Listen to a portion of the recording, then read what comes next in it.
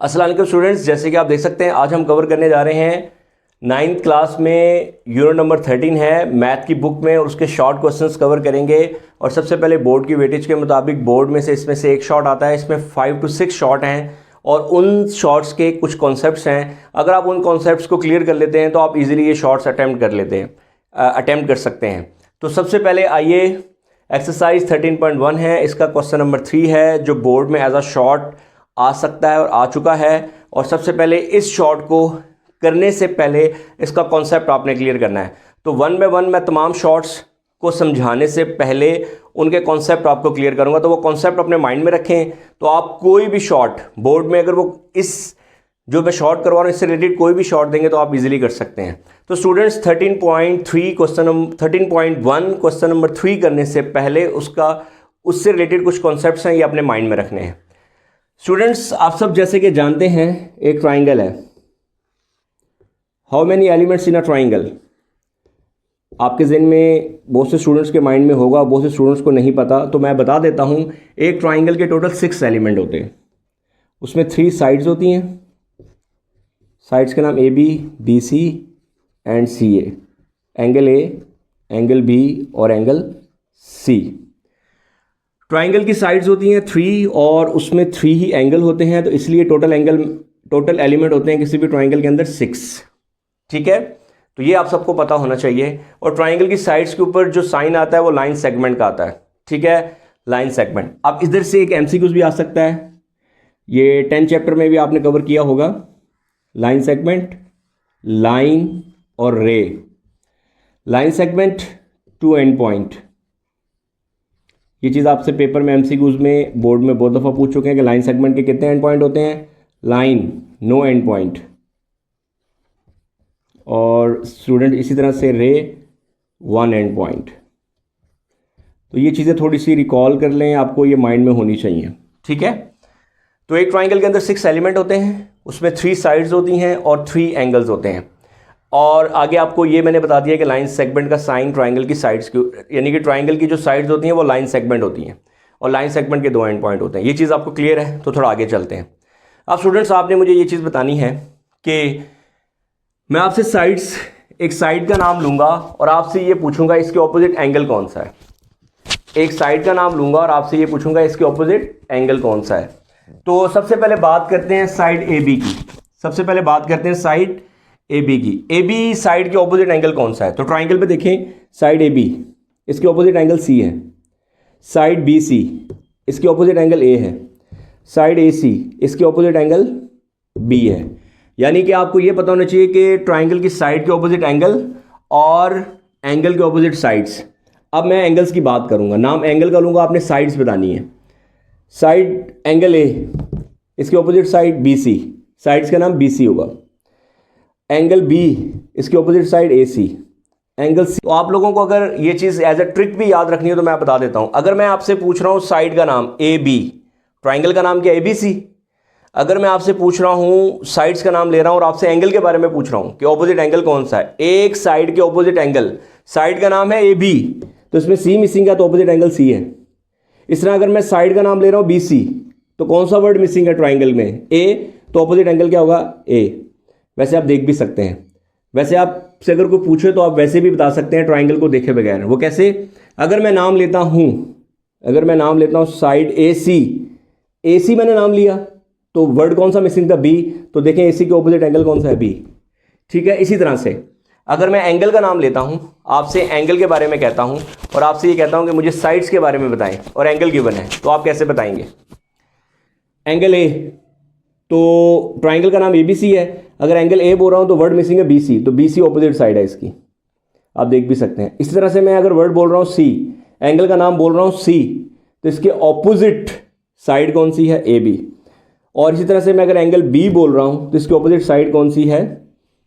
ए सी। ठीक है, तो स्टूडेंट्स आई होप कि आपको ये चीज़ क्लियर होगी क्योंकि 13.1 करने से पहले, 13.1 क्वेश्चन नंबर 3 करने से पहले ये कॉन्सेप्ट सबका क्लियर होना ज़रूरी है कि किस एंगल के ऑपोजिट कौन सी साइड होती है और किस साइड के ऑपोजिट कौन सा एंगल होता है। चले आए क्वेश्चन की तरफ। आप क्वेश्चन स्टार्ट करते हैं। 13.1 क्वेश्चन नंबर 3। स्टूडेंट्स आइए अब चलते हैं क्वेश्चन नंबर 3 की तरफ। तो आप गौर से देखें क्वेश्चन नंबर 3 एक्सरसाइज 13.1। स्टूडेंट्स अगर आप गौर से देखें तो इसमें जो चीज़ फाइंड करनी है वो है to find longest side and to find shortest side.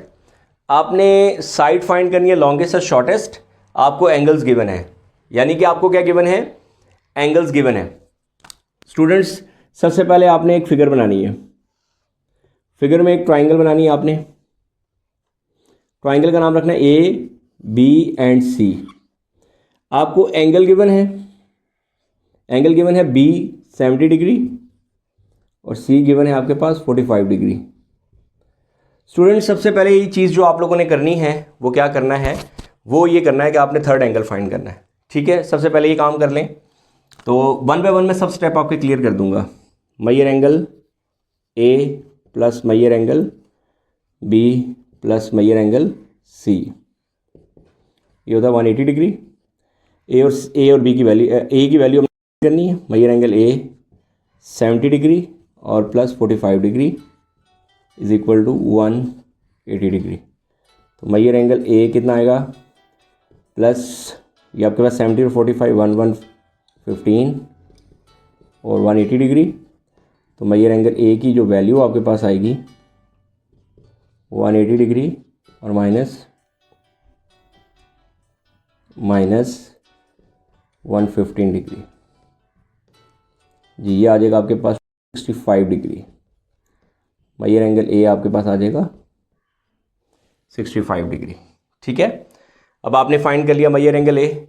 अब मेजर एंगल ए आपने क्यों फाइंड किया, आपको तो उसने कहा था कि लॉन्गेस्ट साइड और शॉर्टेस्ट साइड बताए, तो आप थर्ड एंगल क्यों फाइंड करें, इसकी रीज़न भी बताता हूँ। सबसे पहले मैं ज़रा एंगल लिख लूँ 65 डिग्री। स्टूडेंट्स जब ये यूनिट स्टार्ट होता है, इनके थ्योरम की स्टेटमेंट्स हैं, क्योंकि बोर्ड में इसके थ्योरम में इंक्लूड नहीं है तो स्टूडेंट्स उसको प्रिपेयर नहीं करते, लेकिन कॉन्सेप्ट है उन थ्योरम की स्टेटमेंट में। वो कॉन्सेप्ट ये है, पहले मैं सिंपल वर्ड्स में आपको कॉन्सेप्ट बताता हूँ। जो साइड लॉन्गेस्ट होती है उसके ऑपोजिट लॉन्गर एंगल होता है, और जो लॉन्गर एंगल होता है यानी कि ग्रेटर एंगल होता है, ग्रेटर एंगल के ऑपोजिट लॉन्गर साइड होती है। ठीक है, लॉन्गर एंगल के ऑपोजिट लॉन्गर साइड और लॉन्गर साइड के ऑपोजिट ग्रेटेस्ट एंगल, ये बात आपने याद रखनी है। दूसरी चीज़, शॉर्टेस्ट साइड के ऑपोजिट शॉर्टर एंगल और शॉर्टर एंगल के ऑपोजिट शॉर्टेस्ट साइड, यानी कि आपको सबसे पहले एक ट्राइंगल का, अगर आपने लॉन्गेस्ट साइड फाइंड करनी है, आपने लॉन्गेस्ट साइड फाइंड करनी है, तो आप लोगों ने देखना है कि आपके पास जो एंगल्स गिवन है उनमें सबसे बड़ा एंगल कौन सा है। तो सबसे बड़ा एंगल कौन सा है, बी, सबसे बड़ा एंगल बी है। और सबसे छोटा एंगल कौन सा है, अब क्योंकि आप तीनों एंगल्स फाइंड कर चुके हैं तो अब आपको पता है ए, आपको समझ आया मैंने क्यों फाइंड किया था, क्योंकि पहले मेरे पास 2 एंगल गिवन थे। तो थर्ड एंगल इसलिए फाइंड किया ताकि ये मुझे पता चल सके कि तीनों एंगल्स में सबसे छोटा एंगल कौन सा है और सबसे बड़ा एंगल कौन सा है। तो जो चीज़ उसने पूछी है लॉन्गेस्ट साइड और शॉर्टेस्ट साइड, उसका आंसर यूं होगा कि जो आपको एंगल गिवन थे और आपने साइड्स के बारे में बताना है, तो एंगल आपके पास जो ग्रेटर एंगल है वो बी है, ग्रेटर एंगल बी है, तो ग्रेटर एंगल के ऑपोजिट ग्रेटर साइड होती है। तो आप रीजन क्या लिखेंगे, AC is longest side, AC is longest side because, किस लिए, इट ऑपोजिट टू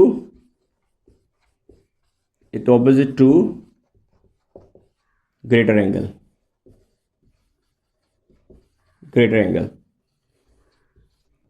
और आपके पास शॉर्टेस्ट साइड कौन सी होगी, शॉर्टेस्ट एंगल कौन सा, सी, और सी के ऑपोजिट साइड कौन सी है, AB। तो AB is shortest side because it opposite to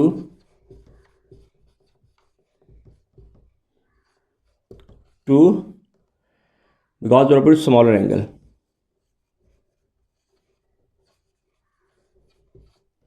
तो आई होप स्टूडेंट्स ये चीज़ आपको समझ आ गई होगी कि अगर आपको पास साइड्स फाइंड करनी है, शॉर्टेस्ट और ग्रेटेस्ट यानी कि लॉन्गेस्ट साइड और शॉर्टेस्ट साइड फाइंड करनी है, और एंगल गिवंस हैं, तो ग्रेटर एंगल के opposite greater side, smaller angle के opposite smaller side. I hope ये चीज़ आपको क्लियर हो गई होगी। और तीसरा एंगल क्यों फाइंड किया इसका भी आपको कॉन्सेप्ट क्लियर हो गया होगा कि जब तक आपके पास 3 एंगल नहीं होंगे तब तक आप ये नहीं बता सकते, क्योंकि हो सकता है कि आपके पास, वैसे तो हमें पता चल ही गया था, लेकिन पेपर में हमने एग्जामिनर को शो करके देना है कि हमारे पास ये तीनों एंगल्स हैं, ये ट्राइंगल्स हैं, इसको आपने ज़रूर बनाना है और इसी को देखकर आपने ये आंसर्स लिखने हैं।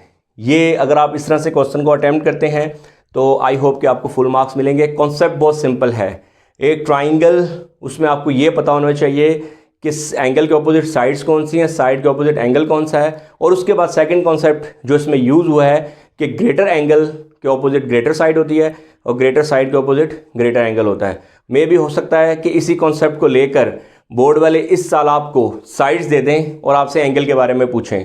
तो आई होप आपको ये क्वेश्चन समझ आ गया होगा। आप वो जिस तरह से मर्जी दे दें, अगर आपको कॉन्सेप्ट क्लियर है तो आप कोई भी क्वेश्चन अटैम्प्ट कर सकते हैं। तो चले आए नेक्स्ट क्वेश्चन की तरफ। जी स्टूडेंट्स, तो अब चलते हैं रिव्यू एक्सरसाइज क्वेश्चन नंबर 2 की तरफ। और क्वेश्चन नंबर 2 को पहले देख लें, ये क्या है।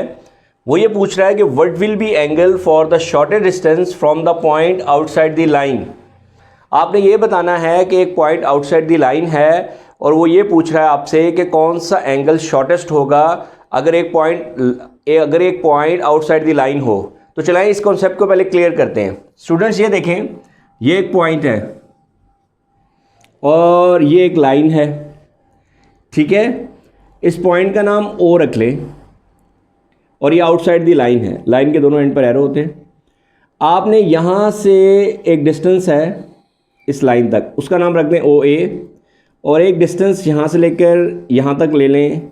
इस पॉइंट आउटसाइड दी पॉइंट से लेकर इस लाइन तक के एक डिस्टेंस का नाम ओ बी है और एक डिस्टेंस का नाम ओ ए है। तो स्टूडेंट्स ये बताएं कौन सा डिस्टेंस शॉर्टेस्ट है। तो definitely O A distance is shortest distance. और आप देखें ये जो ओ ए है, ये लाइन इसके ऊपर क्या है, परपेंडिकुलर। तो इसका मतलब ये है कि अगर कोई पॉइंट आउटसाइड द लाइन हो तो perpendicular distance is the shortest distance from the point outside the line. और परपेंडिकुलर डिस्टेंस में एंगल कौन सा बनता है, 90 डिग्री। तो ये कॉन्सेप्ट है, इसको अपने माइंड में रखना है। उसने ये कॉन्सेप्ट बताया था कि अगर एक लाइन, या आपकी बुक में एक स्टेटमेंट में मेंशन है कि अगर एक लाइन और एक पॉइंट आउटसाइड द लाइन हो तो उस पॉइंट और उस लाइन के दरमियान कौन सा डिस्टेंस शॉर्टेस्ट होता है, परपेंडिकुलर डिस्टेंस, और एंगल उसमें कौन सा बनेगा, 90 डिग्री। अब हम देखते हैं कि उसने हमसे डिस्टेंस के बारे में पूछा या एंगल के बारे में पूछा है। उसने पूछा था कि what will be angle for shortest distance from the point outside the line. तो स्टूडेंट इसका आंसर क्या होगा, आप व्हाट विल बी काट दें। ये क्वेश्चन नंबर 2 की स्टेटमेंट है रिव्यू की। आप यहां पे लिखिए the angle for shortest distance from the point outside the line is 90 degree. तो ये है रिव्यू के क्वेश्चन नंबर 2 का आंसर। यानी कि आप देखें कि क्वेश्चन के अंदर ही उसका आंसर है। व्हाट विल बी था, आपने व्हाट विल बी को काटे, the angle for shortest distance from the point outside the line is 90 degree. I hope कि आप ये कॉन्सेप्ट और इस क्वेश्चन का जो कॉन्सेप्ट है आप क्लियर कर चुके होंगे। पेपर में ये आपको हो सकता है कि यहाँ पर क्वेश्चन जो आपको दिया गया है उसमें एंगल के बारे में पूछा गया है, हो सकता है पेपर में आपसे डिस्टेंस के बारे में पूछ लें। तो ये याद रखिएगा कि अगर एक पॉइंट आउटसाइड द लाइन है तो perpendicular distance is the shorter distance होता है, और अगर एंगल के बारे में पूछेगा तो वो 90 डिग्री है। तो आई होप ये आप अंडरस्टैंड कर चुके होंगे। चलिए नेक्स्ट क्वेश्चन की तरफ, और उससे पहले उसके कॉन्सेप्ट की तरफ।